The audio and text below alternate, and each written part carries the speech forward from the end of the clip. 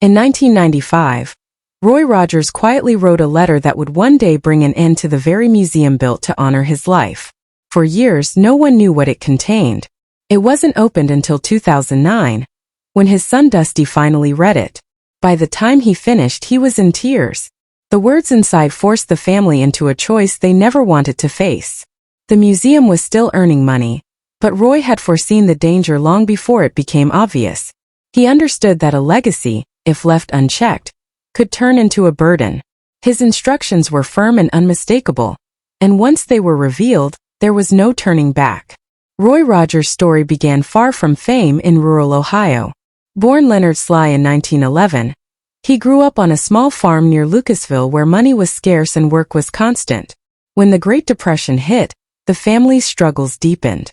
His father took a job at a shoe factory in Portsmouth and could only return home on weekends. By the age of 13, Roy left school to work at that same factory, doing whatever he could to help keep the family afloat.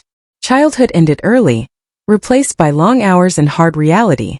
In 1930, with little left to hold him in Ohio, Roy made a decision that would define his life. With just $17 in his pocket, he hitchhiked to California. He slept in his car, picked peaches for Del Monte, and competed with thousands of other desperate workers searching for survival. Those difficult years shaped his resilience and forged the quiet strength that later made him believable as America's most trusted cowboy. His fortunes began to change in 1933, when he joined Tim Spencer and Bob Nolan in a small singing group that became known as the Sons of the Pioneers.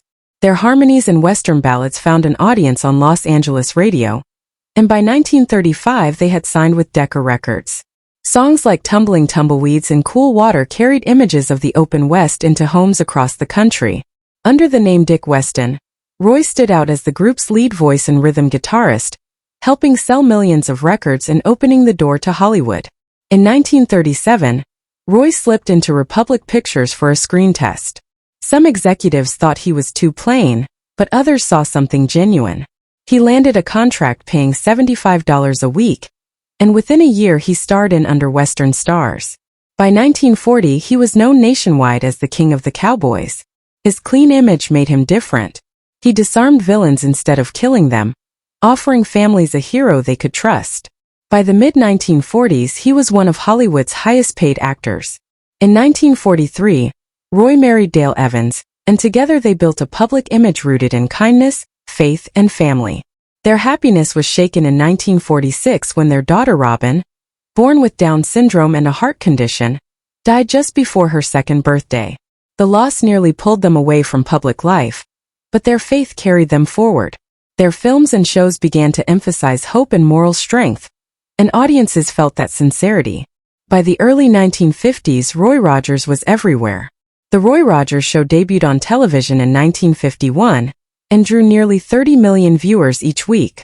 Central to the show was Trigger, Roy's golden Palomino horse, who became a star in his own right. Trigger performed elaborate tricks and received fan mail by the thousands. When he died in 1965, Roy was heartbroken.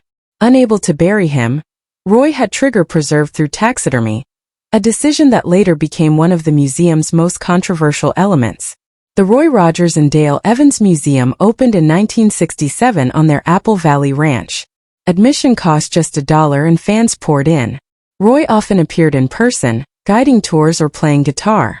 The museum felt alive because he was there.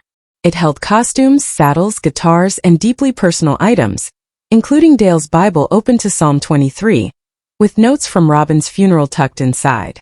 Visitors wept as Roy shared how those words carried them through grief. As the years passed, the museum became a pilgrimage site. By 1980, it attracted hundreds of thousands of visitors annually. Children waited for autographs. Families planned vacations around it. But beneath the nostalgia, tragedy lingered. One exhibit honored Sandy Rogers, the couple's adopted son who died at 18 in a bus crash while returning from a mission trip. His jacket and dog tags sat behind glass, stopping visitors in silence. In 2003, declining attendance after September 11th forced the family to move the museum to Branson, Missouri. The relocation was costly and emotionally painful. Although the opening drew crowds, the magic felt thinner. Maintenance costs rose and preservation issues mounted. After Roy's death in 1998, attendance dropped sharply. Then came an IRS dispute over estate taxes, draining resources further. By the late 2000s, the museum struggled to survive. Conservation costs for trigger and bullet soared. Tourism declined during the recession. Dusty poured his own money into keeping the doors open, but losses kept growing.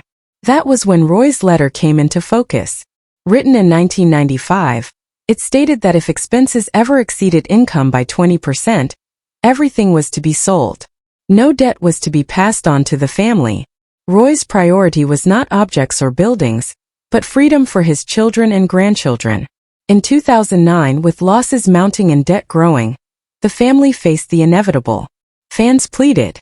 Petitions circulated. Even a large loan offer was rejected because Roy had forbidden government assistance. In November, the decision was finalized. The museum closed quietly in December. Dusty locked the doors and left a note that read, "Happy trails per Dad's wishes." The auction that followed in 2010 scattered Roy's legacy across the world. Triggers sold for over $250,000. Saddles, guitars, clothing, and vehicles followed, raising nearly $3 million in total. Fans were stunned and divided. Some felt history had been betrayed. Others understood the burden that had been lifted. Today the museum is gone, and its pieces live separate lives. Trigger stands in Nashville. Bullet rests in private hands. Dusty continues to perform and tell the stories, lighter now without the weight of debt. Roy Rogers' legend endures, not in a single building, but in memory, music, and the quiet wisdom of a man who loved his family enough to let go.